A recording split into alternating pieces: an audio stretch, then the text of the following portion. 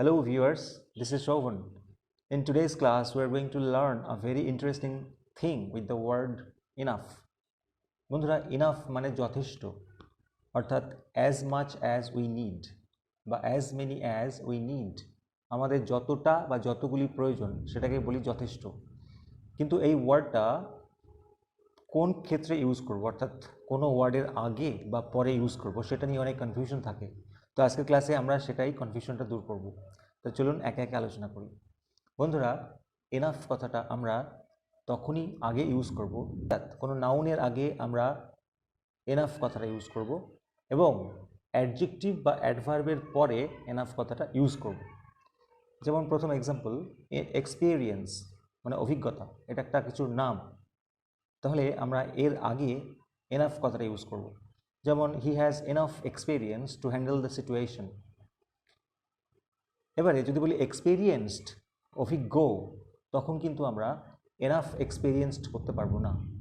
তখন আমরা কি ইউজ করব? এক্সপিরিয়েন্সড এনাফ, অর্থাৎ he is experienced enough to handle the situation.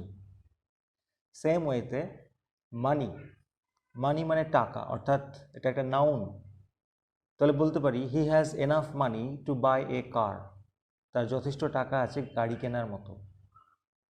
একই রকমভাবে স্পেস, স্পেস মানে জায়গা, একটা কিছুর নাম, ফলে এর আগে আমরা এনাফ কথাটা ইউজ করব। যেমন এনাফ স্পেস, বলবো there is enough space in the room.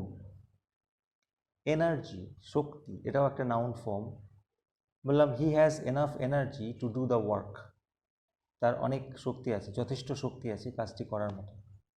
Next fitness, fitness এটাও noun form, he has enough fitness two do the work. একই রকমভাবে smartness, he has enough smartness two tackle the situation. এবারে after adjective বা adverb আমরা সবসময় enough কথাটা use করব। যেমন he is good enough to do the job, he is experienced enough to handle the situation, he is tall enough to reach the ceiling, he is energetic enough to do the work, he is fit enough to do the job, he is smart enough to handle the situation. এবারে দেখুন freely বা smartly, এটা adverb form, এক্ষেত্রেও আমরা পরে enough কথাটা use করব। যেমন he did the work freely enough বা he did the work smartly enough, not enough smartly. এবারে বন্ধুরা আমরা কয়েকটা এক্সাম্পল দেখে নেব, এক্সারসাইজ। যেমন শি ইজ এনাফ বিউটিফুল অথবা beautiful enough to get chance in the beauty contest. যেহেতু বিউটিফুল কথাটা অ্যাডজেক্টিভ, তাই জন্য আমরা এর পরে এনাফ কথাটা ইউজ করব। তাহলে কি হবে? She is beautiful enough to get chance in the beauty contest. দুয়েরটা, he has enough power or power enough to tackle the situation. সিচুয়েশনটাকে ট্যাকেল করতে তার যথেষ্ট ক্ষমতা আছে। তাহলে এক্ষেত্রে আমরা কি করব? এনাফ পাওয়ার আর পাওয়ার এনাফ কোনটা ইউজ করব বন্ধুরা? যেহেতু পাওয়ার একটি নাউন ফর্ম, সেই জন্য তার আগে আমরা এনাফ কথাটা ইউজ করব। এনাফ পাওয়ার, যথেষ্ট শক্তি আছে।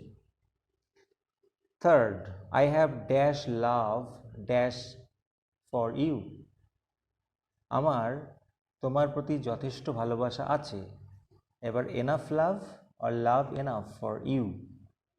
যেহেতু লাভ একটি নাউন ফর্ম, তবে এক্ষেত্রেও আমরা আগে এনাফ কথাটা ইউজ করব। I have enough love for you, এখানে তাহলে হচ্ছে না।